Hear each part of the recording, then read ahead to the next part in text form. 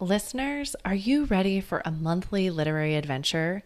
Let me introduce you to the BFF Book Club. Join us each month to explore a new book across a wide variety of genres. After reading, connect with fellow book lovers and meet the author in a live Bookish Flights interview. Can't make the live? Don't worry, we'll send you the recording. Our September book club selection is Darkness Calls the Tiger by Janier Trump, which is a World War II historical fiction novel set in Burma.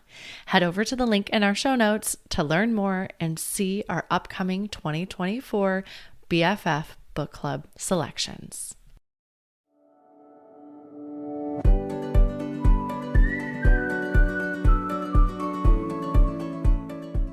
Hi, I'm Kara Infante, and this is Bookish Flights. In each episode, I chat with one bookish guest as we take some time to sample and savor the pairing recommendations from their bookish flight. We hope to give you suggestions to cultivate your TBR list and nurture your leisure time through books. In today's episode, I am chatting with Jaime Formato. Jaime is a writer, elementary school teacher, and a tiefling rogue from northern Florida. Her days are spent hanging out with kids and reading, and the nights are for D&D, hockey, and writing. She lives in a little house by the woods with her amazing husband, their beautiful children, 2 cats that don't love her enough, 2 dogs that love her too much, and a whole lot of nature. Her novel, Roll for Initiative, a geeky coming-of-age story, came out in fall of 2022. Welcome to the show, Jaime. Hi, thank you so much for having me. Yes, I am so excited. Listeners, I got introduced to Jaime from Monica Rowe, whose episode is going to air in August, and she then introduced me to Jaime here. So I am so glad to officially meet you. She spoke so highly of your book on her book flight on the show. So yay, a fun full circle moment. Yes, it's definitely mutual. I am a total Monica fan. So, Yes, and I feel like sometimes the bios can be kind of vague, but I feel like we learn a lot about you in your bio. good. But would you sum yourself up any differently or tell us if we met you on the street? Yeah, I feel like that's probably like what you would get. Like, all right, she's kind of a nerd. Definitely got a teacher vibe. Definitely got a writer vibe. Like, I feel like that kind of encapsulates it. Yeah, I have a question about hockey. Do you play hockey or do your I kids do play not hockey? play, Okay. and we do not play. It is more of like obsessive watching and trivia facts learning. So it's more of like a special interest. So we've been following right now, like we're finishing out the Stanley Cup. So that's Yep. been taking up my evenings, like alternating between East and West Coast. But yeah, so it's just kind of like a fun thing with me and my husband. Oh yeah, my husband's a huge hockey fan, which is why I had to follow up with the question of like, Yes, okay, so we're Tampa Bay Lightning. We got knocked out very early, but okay, we're Chicago Blackhawks fans, so I see, yeah. yeah, it's been we move around quite a bit and we always don't have like we live in San Diego right now and the closest ice hockey rink's like 45 minutes away. So much to my husband's chagrin, like the kids can't go jump into ice hockey because I'm not Oh going to no. drive them 45 minutes one way to go do that. So I'm like It's a special day. yes, exactly. That's more for a special occasion, but I don't know that they'll be hockey players like he was. So, but that's all right for him. Well, why don't you tell us a bit about your book, Roll for Initiative? So, Roll for Initiative, it is like I think describing it as a geeky coming of age novel is pretty perfect. It follows Riley Henderson, who is just starting 6th grade. She's always relied on her big brother Devin for kind of everything. Their mom is a single mom who works a ton. So, a lot of the home responsibilities and care of Riley has always fallen on Devin, and he has stepped up. Like he's been a wonderful big brother, even if it is in a little bit maybe of a controlling way that she didn't realize. And once she hits 6th grade, though, he heads off to a gaming school at college in California. So she is starting 6th grade completely on her own. She's never had to really do things on her own before.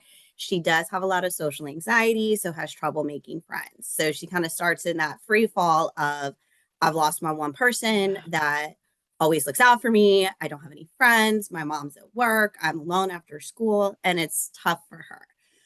Luckily, she kind of gets like recruited by a girl at her school who also lives in her apartment complex when she notices Riley's interest in D&D, because that was Okay. something she and Devin had always played together. That was kind of his way of entertaining her.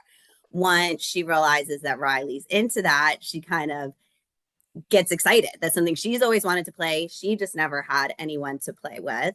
So she gets Riley to DM a game for her, Dungeon Master, like lead the game for her. Okay. And over the way, they collect a couple more girls, a couple more friends, and end up with this strong kind of girl power D&D group. And they support each other and build each other up.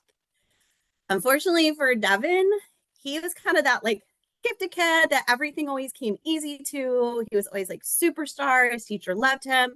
Well, now he's like a little tiny fish in this huge pond, and things aren't coming as easy to him. So Okay. he kind of retreats, even breaks down a little bit, and decides he's going to come home because his family needs him. His mom needs him. Riley needs him. It's nothing to do with like he's not doing well at school. It's like, Yeah. no, they need him. So he comes home and kind of starts taking over this life that she's built for herself, where she's got more freedom, she has more independence, and now that's the shoe that doesn't fit anymore.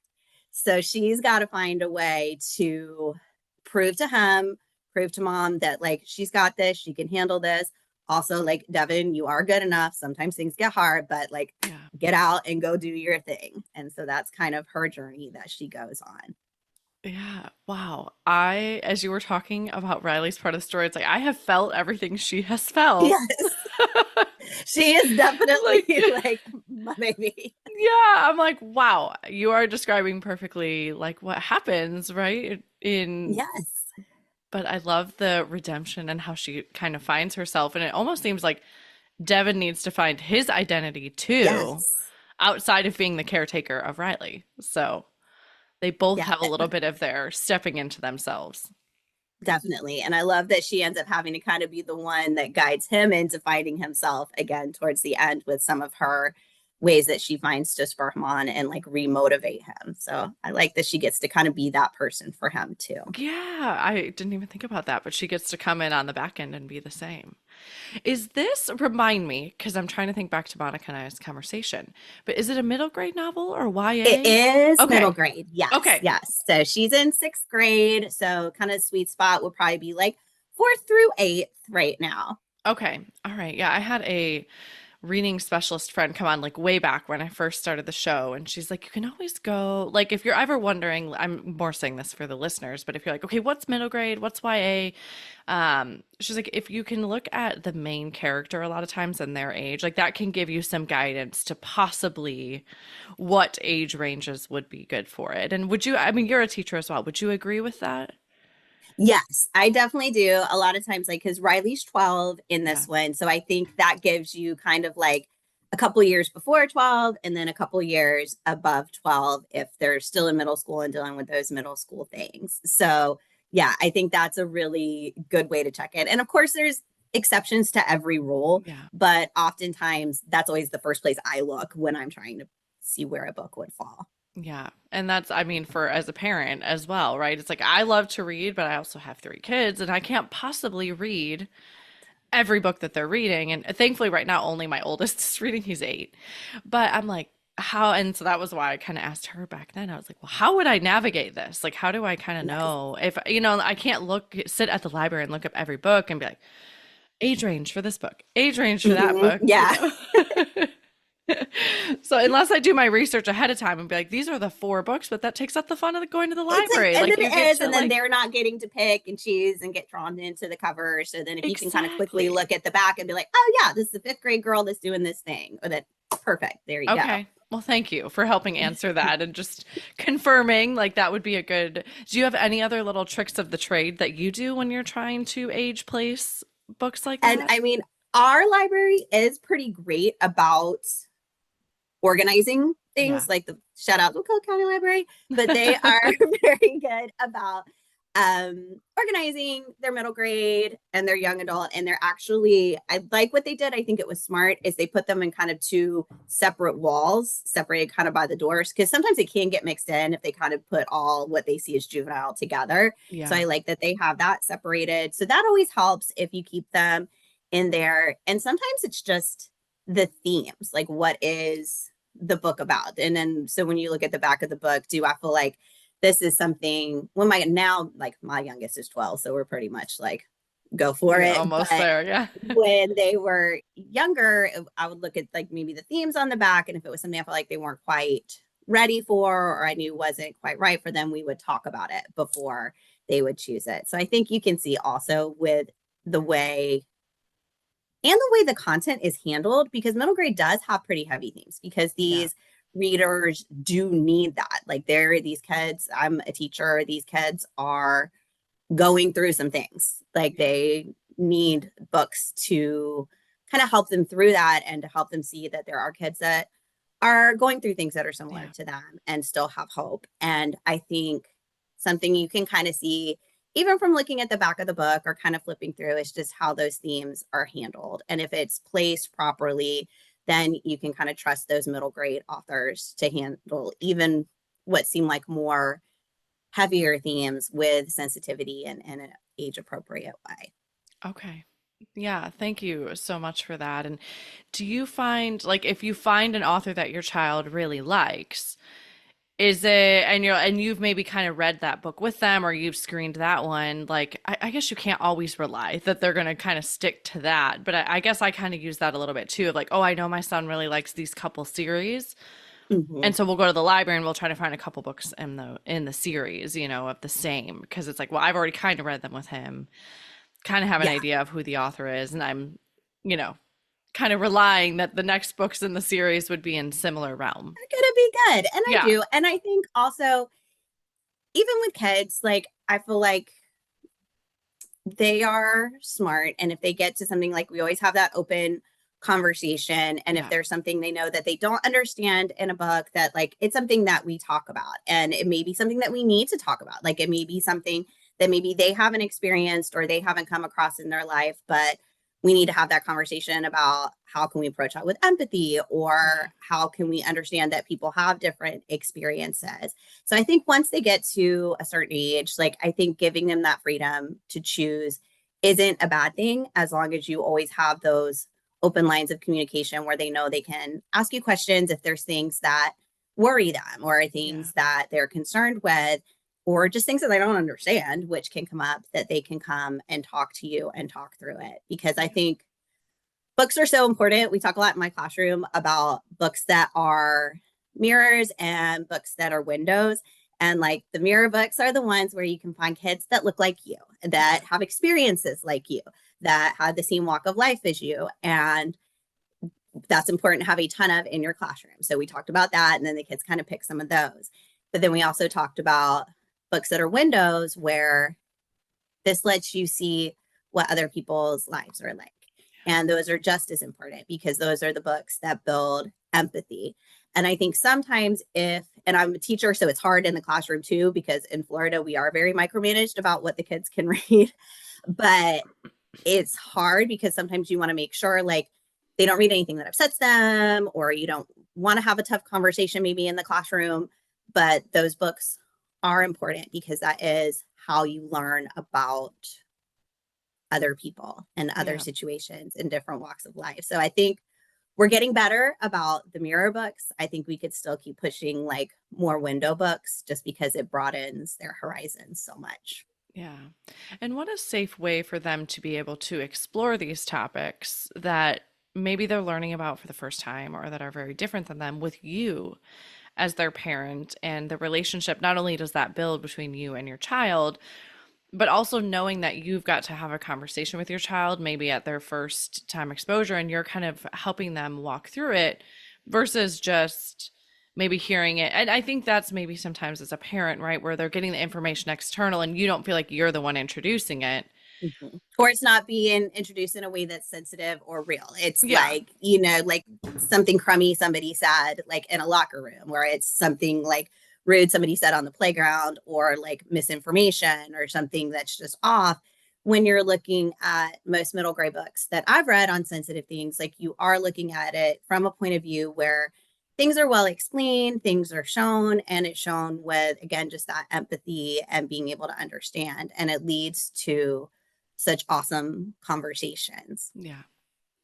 Yeah. Although all my daughter reads right now is Warrior Cats and Percy Jackson, but I haven't heard of Warrior Cats. My son and I oh my just gosh, we have started. entire like she has okay, it is literally like what it sounds like. I don't it starts with Warriors into the Wild and it's about like cats and it's just these cats and their clans and I guess they I don't know, it's like My a daughter soap would love opera this. of like wild cats is basically like the only way I can describe it with like all the drama, all the battles, all the intrigue. But she has entire like full like to the roof bookshelves of all of them because I guess this series has been going since I don't know. My son's 21 now and he started reading them in first grade. So this series has not quit. And then she has Wow. all the It's little like my collectibles. Babysitter's Club collection from back in the day. Exactly like my Babysitter's Club collection. Yes. Warrior Cats is the new one. Just This is the drama. It yeah. is the drama. Like Really good to know. My son and I just started Percy Jackson I still read aloud to him, like not read aloud to him, but like I want these moments where, because it's again, important. books are special to me and he Yes. loves reading too, but I want to have these, like, it's how I try to build connection with him is through like a little book club with mom and, me and No, him. that's so And, important. but we just started Percy Jackson and it is so funny. Like even as an Yes. adult reading it, I'm like cracking up while reading It's it to great, him. right? She So, had me catch up with her and I'm on book 4 now and I'm like, this is fantastic. What how did I miss this? Like, why did I yeah, sleep on Percy Jackson? It's too good. people will have talked about it on the show, and I'm like, I think I was maybe just a little older. Like they weren't around when I was a kid. Like I just Yeah. missed Percy Jackson, missed my Yeah. It age was at a range. weird time for me.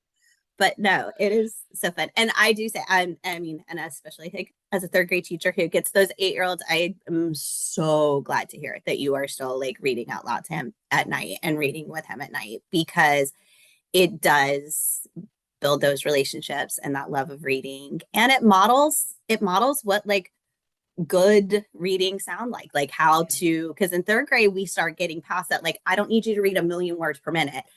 Yes, I want you to be fluent, but when you're reading to me, like I want you to read it like shows me that you understand. Can you read what emotion would the character have in their voice when you read that part? Yeah.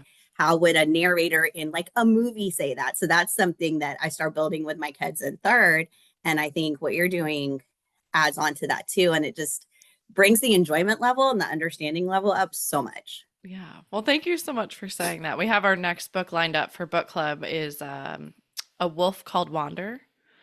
Oh, Have you I've read seen the cover it? for Okay. that. All Yeah. right. But I don't know much beyond that other than like, ooh, I like that cover. Yeah, I had an 11-year-old author come on. He's my youngest author I've had on to date, and that was one Awesome. of the books he brought from his book light. And I made this mental note of like, I think my son would love this book, so I bought it. He doesn't get out of school till next week, so I bought it, and that's going to be like our summer read together after we finish Percy Jackson here, book one, anyways. All right. I got to put it on my Goodreads list. I'm going to add that Yeah, one or on I can too. always email you back if it was a hit. But True. Good. the boy on the episode said he's like, I read it 6 times last year, and I was like, okay, that sounds like, Definitely vouching sounds enough like for a me. winner. Yeah. Well, wonderful. Well, we're already kind of talking about reading, so why don't we talk about who you are as a reader?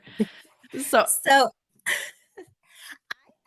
I think a little bit all over the place as a reader. I think it is a very eclectic style. Like writing, I pretty much just stick with middle grade. And I am always like, I always have a middle grade book on deck, but then I always like to have like a grown up book and then a nonfiction book. okay. So, like, and the grown up book can be any kind of any genre. It kind of flips depending on my mood. Like I love myself in that little cozy rom-com. I like, historical fiction or historical romance. I like a good mystery. Right now I'm on like a Grady Hendrix kick, which is like spooky and dark Yeah. and fun and campy. And so my grown-up books tend to be just kind of all over the place, like whatever mood I'm in. Okay. And then I usually have a nonfiction book, which is kind of, it's usually, I'll be honest, like kind of self-helpy or like motivational or something about like be more creative or Yep. something like that. So, I mean, if your book says like something about like be more creative or have fun being creative or creativity is great, I will probably buy it and Yeah. put it on my nonfiction list. Send it to Jamie, friends. Yes, that is me. I've read Big Magic like 17 times. Like, that's just, I just always like to have those in the background. Okay. And then how in your busyness, because I'm just imagining between like being a teacher, being a writer, being a mom, being a wife, how do you find time to read? So that I had to work on that because I had a couple of years that it was not good. I felt like that was something that completely dropped off. So one thing I have started doing is at night just before bed, like really make it a part of my practice to like read for at least 15 minutes before I go to bed. It's the same thing I did to my, it's like what I did to my kids. Like you can stay up 15 minutes later, but only if you're reading. So Yeah. I told myself that, Jamie, you can stay up 15 minutes later, but only if you're reading. Yeah. And that's usually when I hit the grown-up books. It's been great since I switched. I used to teach first and now I Okay. teach third grade. And something we worked on a lot this year was reading stamina because that is something, and really just attention span stamina is something that I've noticed kids struggling with increasingly over the Okay. past couple of years. Tell me So about this. I something haven't heard of this. it is, and I don't know, like I hate to be like the old lady that's like, it's the iPads, but I don't know what it is. But I've been teaching, this is my 20th year teaching. Wow. Okay. So I have been teaching for 20 years and I've noticed that like in the past several like years, like the length of time that kids can perform sustained tasks has gone down. And that's even extended to just like reading a book for fun that they picked like Yeah. during our like silent reading time. Like we go through like how to pick a book, make sure it's one you like, you don't have to just grab one quickly, like let's make sure it's something that looks cool to you, Yeah. that's in like your reading range, that you can read and have fun with, and it's not too hard or it's not too easy and boring, but it's still one of those things that it's like they would start, and at the beginning of the year, it was a struggle to get to 5 minutes. And because it would just without interruption or without needing to get in their desk or to like play with their hands or to like get up and The wander around. busybody. Yeah. And it was just a lot. And that sustained attention, especially like it's so important just for so many things in life. So Oh that was yeah. something we made a focus this year. And we, over the year, like kind of built in increments. Like, okay, we're going to read 3 minutes without stopping, 5 minutes without stopping. So by the end of the year, we were able to get to like, because of my schedule, we kind of had to stop at 15 minutes, Sure. but we were all able to read solidly for like 15 minutes, no stopping, crying when we had to stop and the alarm went off. Like, here we go. Yeah. And that, to bring that big long story back around to your original question, that has helped with my reading of my middle grade books because that's when I read my kids' books, Yeah. is when my class is reading. Because I also tell them the same thing. I'm like, I'm not checking email. I'm Yeah. not walking around looking You're at you. modeling. I'm not Yeah. doing anything. This is my time to read my book. Nope, I'm reading right now. Don't bother me. And then so they would be like, oh, this is really reading time. And Yeah. so I finished so many books this year. That's why I read all my Percy Jacksons. I love it. I love it. And how important that you're modeling that for the kids too. Because I think that could be like, okay, they're distracted. I could go get a couple things done, but Yeah. it's just as important for them to see you're enjoying a book too. And I'm not surprised to hear you say this about the reading stamina because I feel like even, we were just talking to someone recently and they're talking about how kids like, even just like YouTube videos are what they watch. They don't watch Yes. shows anymore. They It's don't not even a watch full length movies. show. Yeah, exactly. Yes, It's like these short form content and it everything's is. just getting shorter and shorter for them. And so I can envision that even sitting still for 10 minutes to just read a book they chose is really a It challenge. is a challenge. And I think you don't realize that. So then when you expect them to and you haven't taught them to or let them build up to it, then it's just like frustration on both ends. Yeah. And it's not necessarily their fault. It's what they're kind of handed and what they're given. But like that's a really good point. Is like when you're watching things like YouTube Shorts, which isn't even, that's not even a full length YouTube Yeah. video, versus like I watched a whole My Little Pony, or I watched a whole Pixar movie. Like, that's very different attention spans. Yeah. Wow. Okay. You're giving me something to really think about here. Like with, One of my with little hobby horses. Sorry. yeah, with my own children, like, oh, okay, that's something we need to focus on, and just pay attention to. So, but yeah, I kind of give my son free reign at night. If you're in bed and you're reading and he's got a little like clip-on reading light on the side of his Love bed, this. I'm like, I do not care. Like, I mean, within reason. Like if I Of walked by and it course. was 10 p.m. and he was still awake, I'd be like, okay, you have school tomorrow. Time to like shut the light off. But Yeah.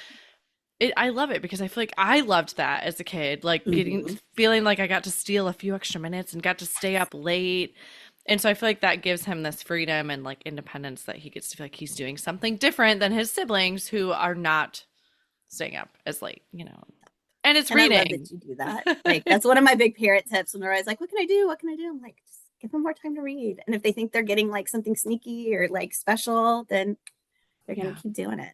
I kind of felt bad this weekend because we went camping and we went with other families, so there was other kids there, and obviously we had zero cell service, so there's no electronics, right? And he's read every book. Like last week before bedtime, he's read like every book we have on our bookshelves here, and we just have not gotten to the library. It's been a really busy like 2 weeks, and he had to turn in all his school books back to the library, right? Because it's the end of the Hmm. year. And so we didn't have a book for him to bring camping. And I felt so bad because there was a couple moments over the weekend. He's like, I'm bored. And I was like, shoot, I wish we had a book for you. I could just hand Right? you the book. But yeah. So next time I'm like already mental note. Next time we go camping, make sure you have some updated books that he can bring. So Yes. Which is nice. And I love like reading out in nature because it just feels like special and yeah, super relaxing. absolutely. Well, you have brought a book flight for us Yes. today Yes, I as have. well. Can you tell us about how you chose these books? So I did stick with middle grade because that is kind of my heart. And something I love to see in books for kids is examples of ways that they can be creative just in their daily life without a lot of materials or extra things or money that they need. And the other thing I love about middle grade is that hopefulness and the bravery that these kids show as they face the world and whatever adversities that their particular book is about. So my book flight was middle grade stories of courage and creativity. Yay. And I think that's so important for our kids to see. You said this earlier, but that someone else could go through something that they've gone through and they come out on the other side with hope. And I think that's so important because I like that message. So, Yes, but for and I them, think that's why I'm stuck in like middle grade forever because it is the most hopeful genre. Like yeah, you get those hard things, you get the bad things, or you get just minor problems, but they're all.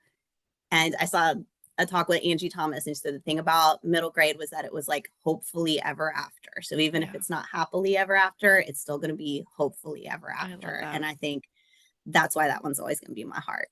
Well, I think as adults, we need that reminder too a Yes. lot. Like you might step into something and be like, "Wow, this seems awful and I'm never going to make it through." But it's like you have to remind yourself of like where you've come from too. Like, nope, Yes. I've done things before and I've made it through and this will just be another blip in the radar and I'll make it through to the other side. Like, Yes. so. Okay, well, what is the first book of the book flight today? So the first one I have is Good Different. It's by Meg Eden Kuyat. Okay. And this book was actually one that was a little out of my comfort zone as a reader. It's a novel in verse. And Oh, I okay. admit that I have not really read very many novels in verses, but the whole book is basically written as poetry. Okay. It follows the story of Selah as she kind of starts to figure out that she is autistic and she does it not kind of a little bit more on her own and through the support of other people in her community. It's actually at a Dragon Con fest, which is so nerdy and awesome that I love it, that she starts to really get an inkling and run into people that are maybe more like her that can give her some insight into tools that will help her as she navigates her world. And the whole story, she is learning who she is. She's learning what she likes. She's learning to advocate for herself. And one way that she does it, and this is kind of that creativity portion, is through poetry. And she has a teacher that very much encourages her to continue writing that poetry about the way that she feels, about the things that she needs, and gives her the opportunity to share these poems with the other kids. And it becomes not only an outlet for herself, but a way to communicate her feelings with other people in a way that they can't help but understand. Like, it's so clear. This is one of those books, I did read it during our silent reading time. Okay. And the kids kept looking over at me and they're like, Miss Flora, why are you crying again? Because it, like, everything about it just spoke to me. It was so beautifully written and definitely made me want to check out more novels in verse. Yeah. And just watching Selah on her journey and growing. And I love that she learned to advocate for herself, because that's something that is important to me and with my students that I have that have IEPs or they have things that they need. I always want to make sure that they know how to advocate for themselves when they go on Yeah. to the next grade. And I love that there are books out there that are showing kids, like, this is how my brain works. This is what I need. Yeah. And just the poetry aspect was perfection. Yeah, admittedly, I have not read a lot in verse either. So like, I had this moment of, I do read a lot of audiobooks, and I'm like, I think this one would probably be better reading it on the page, right? Versus, I mean, it might sound I beautiful as an like audiobook though, too. It might, because it sounds beautiful. Like, there were parts that I did have to go like read out loud to myself because Yeah. it sounds beautiful, but I do like the way it looked. And I Okay. struggle with listening comprehension, so I'm not the best audiobook person. So it worked well for me on the page, but I think spoken word, it would sound beautiful Yeah. too. Okay. And, Interesting. It was something I was thinking as you were talking. I'm like, I wonder if you mhm. could do this one as audio. I Um, think you could. And I okay. think, and something about the poetry aspect of it, I think I might have like shied away from novels and verse because I felt like I wouldn't get as much understanding of the characters or something. It's like, Yeah. I think a misconception I have, and I'm like embarrassed to say. But reading this one, I felt like it helped me know Selah better. And then I also like was able to really get a solid handle on like all of her friends and their personalities. And it was just very cool. Okay. And to me, I'm thinking of even writing that. Like, that's a whole nother layer of what Right? you're I have trying to do.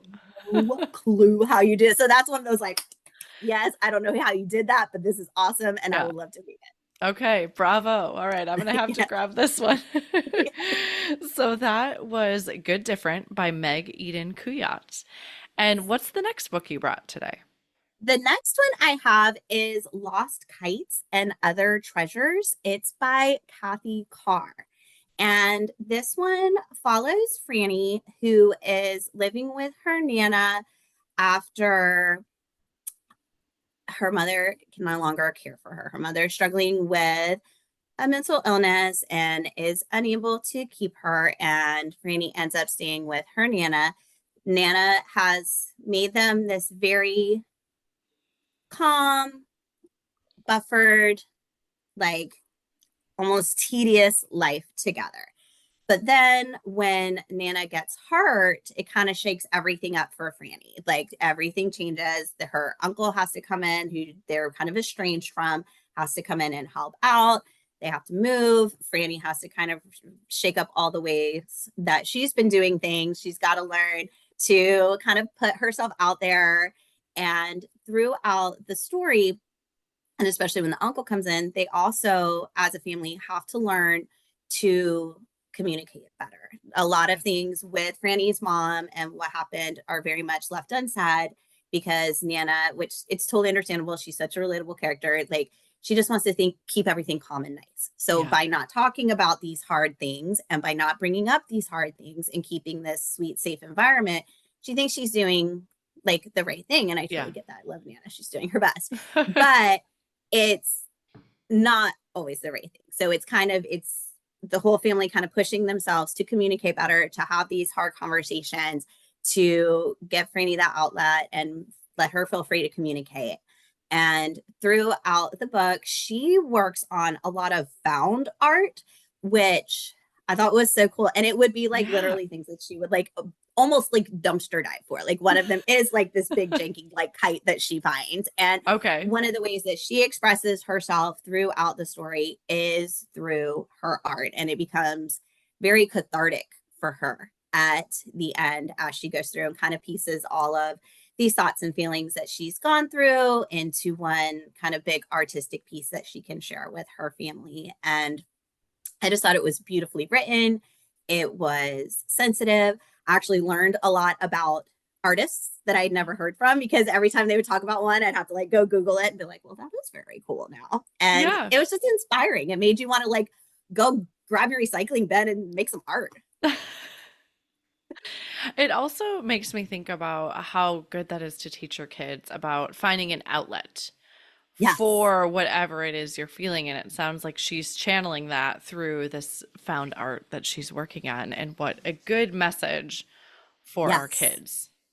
And I do. I think that's so important because if they have something it that they feel like they're expressing themselves with, I feel like that's a way for them to just always feel heard and a way to always like get their feelings out in some kind of way, whether it is art or poetry or music. I just think being able to get that little pieces of your soul out there is so important. Yeah. And I think throughout the ages, right? But more especially your kids, when you don't have words or you don't understand your emotions and your feelings, that's a great way to still, like you said, have be able to put things out there, but it doesn't maybe have to be in perfect word form to try to get people to understand what Yes, you're no, that feeling. is so true. Yes. So, okay, well, that sounds like another great one, adding to my TBR. So, Yes. Lost Kites and Other Treasures by Kathy Carr. And then what's the last book you brought today? The last one is Air by Monica Rowe, and I adore this one. Emmy is probably one of my favorite protagonists that I've read in a Okay. while because she's just a firecracker and she's such a cool little person. I was like, gosh, I would have been your friends when we were little. But she she was born with spina bifida, so she has been in a wheelchair throughout her life. She has, though, been pushed to always be independent and to, just go for it.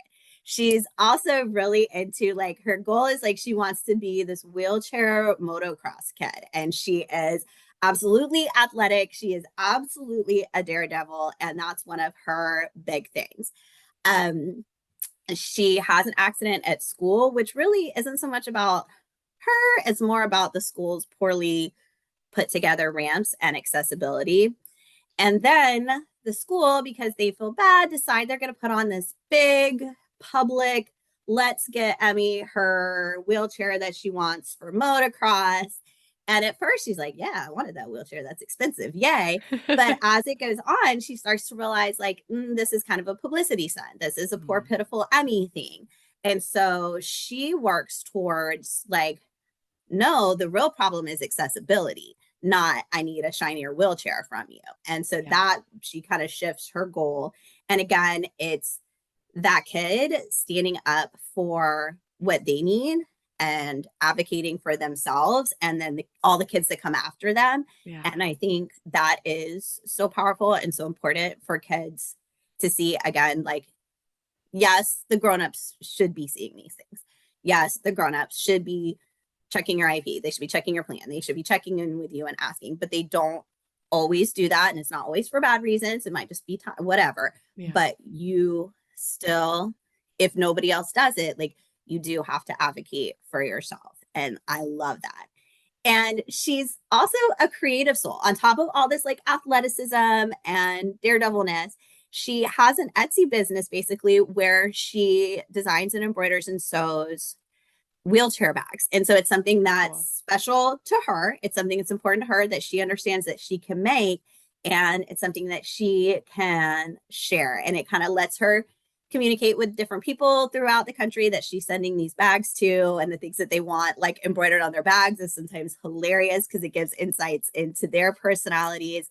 And I love that her creativity, she also had a little bit of that entrepreneurial spirit with it also. Yeah. Wonderful. Well, that sounds fabulous. And I love the connection piece, like you said, with the wheelchair bags that she's finding. Yes. It's almost like she's finding her community as well. Because maybe Yes. within her Yes. community, she doesn't have, that kind of outlet, but finding that through the bags and communication with Yes. that is really fun. And there's like this little old lady that buys the bags from her, but she's a total firecracker as well and so sassy. And I just love that. Oh, nice. Okay. All right. So, yay, Monica. We got Yes, Air by she's Monica amazing. Rowe. Yes. Well, thank you so much for bringing this book flight. I have a few other questions for you, really quick, about your writing. Do you have any upcoming projects, or are you still working on writing? Where are you at right now? Right now, I am on summer break from teaching. So that means Yay! I get to pretend to be a full time writer for the next 2 months. So Cram it all I in. am, yes. So I'm drafting a new project right now. So I'm probably, I guess, like maybe like 12,000 words and seeing where it's going. I would probably describe it as like a nerdy intergenerational feminist heist story. And Okay. so I'm kind of excited about it. So right now, that's where I'm at. It's just drafting. That's kind of like my first couple hours of the day. Like you said, like you have to get all your things in while the kids are Oh, still yeah. sleeping. So that's when I get up, I'm like, okay, coffee. Now write till everybody wakes up. I love that. Got to have the structure to your day for sure as the Yes. mom, right? To fit it all in. Well, and then if listeners want to go grab Roll for Initiative, one question for you is what would you or what type of questions would you like them to maybe think about or ponder while they're reading your book? Oh, that's a really good question. I think something, and this is a theme that kind of emerged to me as I was writing it. And so I think it's something that may be helpful to other people as reading both grown-ups and kids was there was kind of a theme of insecurity and how much it can hold you back in life or how big of a role insecurity can play in your life. Yeah. And it's like obviously like Riley is holding herself at the beginning through her insecurity, but as you go, but as I was writing, it's like each character ended up with some kind of form, whether it was like insecurity about their intelligence and their grades, insecurity about being able to live up to parents' expectations, insecurity about being abandoned by a parent, or insecurity about finding out you're not the smartest. And even like Riley's mom, there are aspects of that I'm not a good enough mom. And Yeah. there's a scene there where she sees one of Riley's friends' moms and thinks she has it all together and she's amazing. And she kind of has a little mini breakdown herself. And so I think something that is good to think about as you do it, if you're trying to look for maybe a theme or something that's you can connect to your own life, like what insecurities maybe do you have and how are they holding you back? And Yeah. are they really true? Because the thing is, none of these people's insecurities, the things they were worried about, none of them were real. Like people do like you. You're plenty smart enough. You're an amazing mom. You totally can do this. Like Yeah. everybody's and all the other characters could see how ridiculous these thoughts were, but the person that was feeling it, they were the ones that cut it. Yeah. I just finished Good Inside by Becky Kennedy. Have you heard of this? It's a No. more of a parenting book, but it's Oh, but great. that's It has some really good ideas in there, but one of them is about again, like just kind of stuck with me of your kids need to learn how to have internal validation of what they're doing versus like external praise, right? Like that's yes. all well and good, but if they're always looking for the external praise for what they do, that's not sustainable for life. And so teaching them to have that internal validation for themselves. And I think that that could be something along the lines of helping you conquer these insecurities if you're really truly looking inside of you Yes. for Okay. getting past that. So, No, I'm definitely writing that one down because that is important. And it's something we do talk about as parents a lot. And it's something we're talking a lot about in teaching right now, yeah. too. So that's an amazing recommendation. So I'm actually putting that down right Yeah, it now. was really good. I just finished the audiobook yesterday, and lots of great points and a lot of very applicable ideas too, not just like these broad parenting ideas, but really like, okay, if your kid is going through something like this, and she'll give specific examples, and I can't tell you I how love many it. of them in the book where I was like, yep, that's happened in my house. Yep, that's Okay. happened in my house. But then how to kind of navigate that with your child. And again, just like daily interaction. So it was very helpful. So No, I Good love that. And insight. I love when they use like when it's specifics because then you can like imagine and like visualize. Okay, yes, I see Yeah. this, Or and then how this could I is have what I handled can that do. differently? Yeah. Yeah. Okay. All right. Well, and then, okay, so listeners, if you're like, okay, I want to know more about Jamie, I want to know more about Roll for Initiative, where can they find you? So you can find me on Twitter. It's Jaime Formato. Okay. Instagram, it's Jaime Formato. Okay. And my website is www.jamieformato.com. I am Okay. working on revamping it a little bit, but for right now, it's there and it's basic. But I do Okay. love to hear from readers. I do write back. So if there's Yay. any questions you ever have, or I love to hear from kids, or if they should be like, sometimes they'll make little things out of the story or dress up like a character. I love to see it and I will always write back. So, Okay. And listeners, it's Jamie. It's Jaime, just so you know, yes, as that your. is probably misspelled 90% of the time. So, And I'll include links in the show notes as well. So we'll yes. have all of that. Well, how I love to end our show here is with our bonus pairing. So these are just a speed round of questions you can answer really quick. So, are Okay. you a rereader? Absolutely. Yes. Okay. I don't even want to admit how many times I've read Anna Green Gables or Little Women, but yes, I am. Hardcore rereader. Yes. Love it. All right. And then what is one book you've read that has changed your life? Um, you know what's weird? It's like not in any genre. It's probably when I read Kelly Link's The Fairy Handbag, just because she is so amazing. Like she's one of my favorites, but she's also so unapologetically herself. She, like Okay. reading her stuff, like got me out of my own head and trying to sound some kind of a way. And I was like, you know what? I'm just gonna sound however I want because Kelly Link does it and she's awesome. So if I'm just like a little bit awesome, I'm just gonna be myself like her. So it has nothing to do with craft. It has nothing to do with anything personally, but it so changed my writing reading her because it was such a like I felt like it was just like a permission slip to like go be yourself and have fun. Yay. What a good moment to have for yourself. And I haven't heard of her, so now I got to go look her up Oh too. my, it's just amazing and very different. Okay. All right. And then where is your favorite place to read? Right now in my backyard, in my lawn chair, in the sunshine. Nice. Sounds beautiful. And then lastly, what are you reading next? I am in the middle of Flip Turns by Catherine Arguellis. I hope I said that right. Arguellis. Okay. It is also, it's a great summer starter book. It is about a girl on a swim team who is one solving the mystery of who is vandalizing her family's pool and also dealing with an unwanted crush that will not take no for an answer. So it's, I think, an important but also really engaging book. Awesome. Well, I hope that it's a great book to kick off your summer, and congratulations to you that you're now on summer break.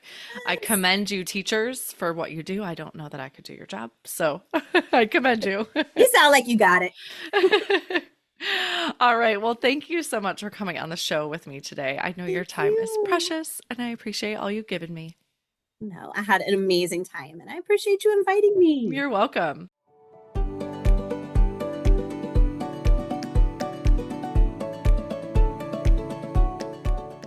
Thank you so much for listening to this episode today with Jaime Formato and her book flight of middle grade stories of courage and creativity. We'd love to hear what other books you'd pair with this book flight at bookishflights.com. That's also where you can find a full list of the show notes and all the links of the books that we talked about today. Thank you so much for listening. As Emma Thompson said, I think books are like people in the sense that they'll turn up in your life when you most need them. Cheers to you, dear readers. Until next time.